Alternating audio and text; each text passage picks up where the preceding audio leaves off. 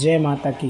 कुंडलिनी के संपूर्ण ज्ञान में आपका स्वागत है। आज मैं आप लोगों के लिए भाग 1 बना रहा हूँ। कुंडलिनी शक्ति क्या है? देखिए, जो कुंडलिनी शक्ति है, हमारे धर्म ग्रंथ और शास्त्रों के अनुसार हमारी जो कुंडलिनी शक्ति है वह रीढ़ की हड्डी के सबसे निचले भाग में स्थित रहती है। और जो कुंडलिनी शक्ति है वह साधना के माध्यम से जागृत होती है और यह धीरे धीरे ऊपर उठती है और सहस्त्रार्थ तक जाती है, और जिसे हम कहते हैं कुंडलिनी जागृत हो गया दोस्तों। और जब ये कुंडलिनी जागृत होती है, जब मूलाधार से सहस्त्रार्थ तक चढ़ती है, तो फिर ऐसे ऐसे चढ़ती है। कैसे? ऐसे ऐसे चढ़ती है, सर्पाकार में। इसीलिए कहते हैं कि कुंडलिनी एक सर्पाकार होता है। कि अभी ये पेन तो नहीं है यहाँ पे, देखिए जैसे रीढ़ की हड्डी है, ठीक है, इसके निचले भाग में कहा जाए तो वो कुंडलिनी शक्ति मतलब बैठी हुई है, सुस्त अवस्था में, सुप्त अवस्था में है। जब वो चढ़ती है तो ऐसे ऐसे ऐसे ऐसे मतलब ऐसे। आपने कभी देखा होगा कि डॉक्टरों के यहाँ देखेंगे ना कि एक पोस्टर लगा होता है और उसमें ऐसे ऐसे ऐसे ऐसे ब्लड का जो सर्कुलेशन जैसे ऐसे नहीं बना रहता, हाँ, तो उसी तरह से वह ऊपर चढ़ता है दोस्तों। इस तरह वह ऊपर चढ़ता है और ये सारी चीज़ें कहा जाए तो मंत्रों के द्वारा होता है। और यम नियम के मतलब समझ रहे हैं? सत्य बोलना, झूठ ना बोलना, अहिंसा, प्रत्याहार, ये सारी चीज़ें जो होता है ना, इसको पालन करना होता है, तब जाके हमारी कुंडलिनी जागृत होती है दोस्तों। कुंडलिनी के मतलब जो नाम है वो कौन कौन से हैं? कुंडलिनी के जो नाम हैं दोस्तों हमारे, चलिए मैं आप लोगों को बता देता हूँ, वीडियो को पूरा ध्यान से देखिएगा। कुंडलिनी हमारी सबसे फास्ट जो कुंडलिनी होती है वह मूलाधार चक्र कहा गया है, जो कि सबसे निचले भाग में होता है।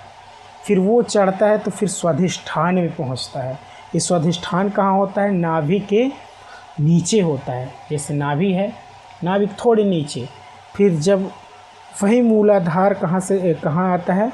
मणिपुर में आता है। ये नाभि के क्षेत्र में आता है।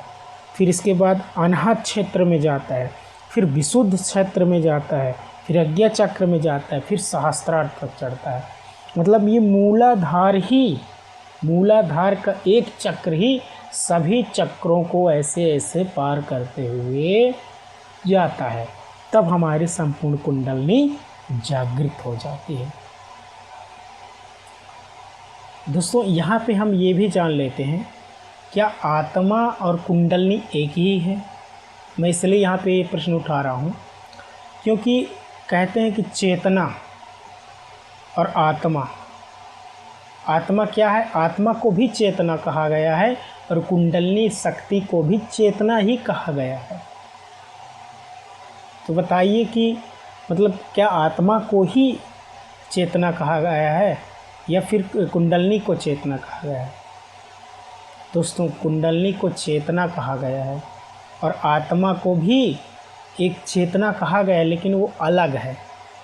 आत्मा एक अलग है। आत्मा नहीं चढ़ रहा है, आत्मा अपनी जगह में एक स्थित प्रज्ञ है, ठीक है। आत्मा जैसे एक ट्रांसफार्मर अपनी जगह है, लेकिन उसकी कनेक्शन सारी जगह है, लाइन, ठीक है, तार के माध्यम से गांव। उसी प्रकार से आत्मा अपनी जगह है और शारीरिक क्रियाएं जो है, दिव्य जो है, ठीक है, दिव्य चेतना है वो चढ़ता है मूलाधार वाला, ऐसे ऐसे।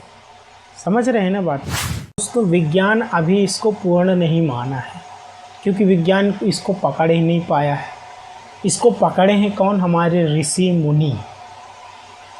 मुनि जो है तो पकड़ करके और धर्म ग्रंथ में डाल दिए हैं।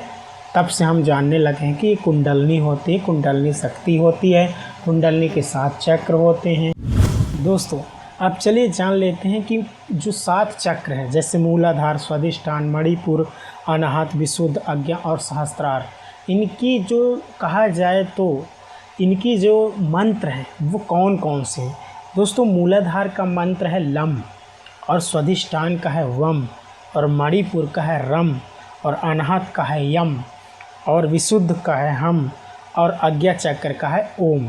और सहस्त्रार्थ का कोई भी मंत्र नहीं है, कोई बीज मंत्र नहीं होता है। तो दोस्तों ये सारी चीज़ें हैं।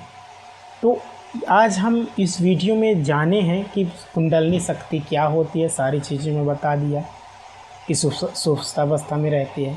कल हम जानेंगे दोस्तों नेक्स्ट कहा जाए तो भाग में, कुंडलिनी के संपूर्ण नेक्स्ट भाग 2 में जानेंगे कि कुंडलिनी शक्ति को कैसे जागृत करें।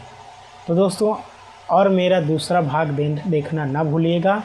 और जो भी है दोस्तों कुंडलिनी के बारे में जानकारी तो आप कमेंट कर दीजिएगा, आपको मैं उसकी जानकारी दे दूँगा। जय माता की।